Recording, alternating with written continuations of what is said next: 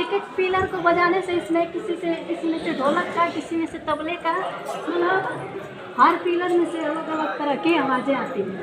हमें हाँ बजेबू तनी कोनो कंकड़ चाहिए ओकरे खातिर। कंकड़ से। हाँ कोनो कंकड़ से जितने भी पिलर बा ना, हाँ नहीं कंकड़ रही तो कंकड़ से। हाँ देखिए हो बा ना, हाँ। बजौले से ना हम देख रहे हूँ बानी। हमें हाँ एक के बजौले से ना, वो पिलर में। हाँ तब कोनो में ढोलक का, कोनो में तबला का, कोनो में नगाड़ा को, सबसे आवाज़ आवाज़ है।